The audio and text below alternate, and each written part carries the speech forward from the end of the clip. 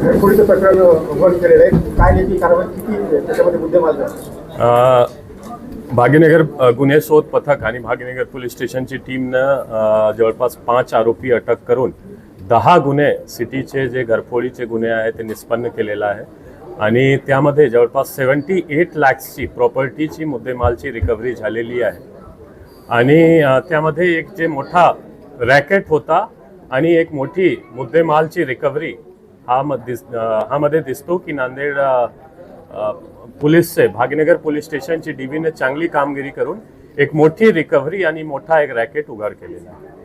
Sir, दुसरं एक गँगवॉरमध्ये कोण काही आरोपी अटक केले, कोण आरोपी कुठे सर? 2 आरोपी अटक केलेला आहे सध्या. आम्ही शाहरुख कबूतर तसेच उबैद हा दोन्हीला आपण अटक करून कोर्टमध्ये आज कोर्टमध्ये पाठवत आहोत.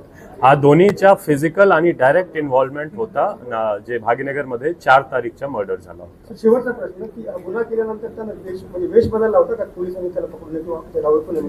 असा दिसतो की ते हेड शेव केला होता आणि मूछ त्यांनी ग्रो केला होता. त्यांचे प्रयत्न होता की पोलीस आम्हाला ओळखू नये किंवा आजूबाजू फोटोमध्ये आम्ही त्याच सारखा दिसू नये. त्यांचे प्रयत्न होता आणि ते सेल्फ बूस्ट पण करत होता की आम्ही कबूतर आहोत आणि गुन्हा कळल्यानंतर आम्ही पळून जातो, आम्ही पोलीस आम्हाला पकडू शकत नाही. पण असा झालेला नाही. नांदेड जिल्ह्याला यश आलेला आहे आणि त्यांना आपण पकडून लॉच्या समोर घेऊन जात आहोत.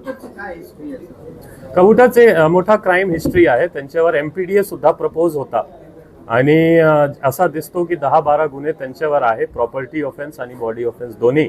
आणि ते सध्या प्रयत्नात होतात की एक छोटा मोठा गँग बनवू आणि अदर जे गँग आहे त्यांच्यासोबत मिळून नांदेड जिल्ह्यामध्ये दहशत पसरवण्याची त्यांची प्रयत्न होतात. सर, आज आपण जे काही प्रेझेंटेशन दिलं त्यामध्ये दाखवण्याचा प्रयत्न केला की कुठली गुन्हेगारी नांदेडमध्ये वाढलेली नाही, त्याबाबत पोलिसांतर्फे काय सांगणार? मी आवाहन करणार की जे एक परसेप्शन बनत आहे किंवा चुकीची एक आपण कोट अनकोट वर्ड वापर करतो की वाढती गुन्हेगारी किंवा नांदेड क्राईमचा हब झालेला आहे, हा एक रॉंग नरेटिव्ह आहे.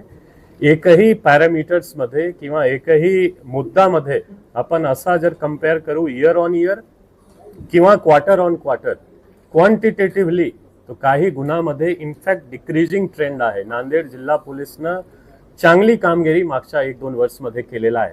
क्वांटिटेटिव्हली सुद्धा गुणात्मक जर आपण कम्पेअर करू त्यामध्ये सुद्धा बरेच असा ट्रेंड दिसतो की नांदेडमध्ये सिविक कल्चरमध्ये खूप इम्प्रूव्ह झालेला आहे. आपण मिरवणूकचा विषय असो, जयंती सण उत्सवचा विषय असो किंवा मागच्या इलेक्शनमध्ये नांदेड जिल्हा पोलीस किंवा नांदेडकर असा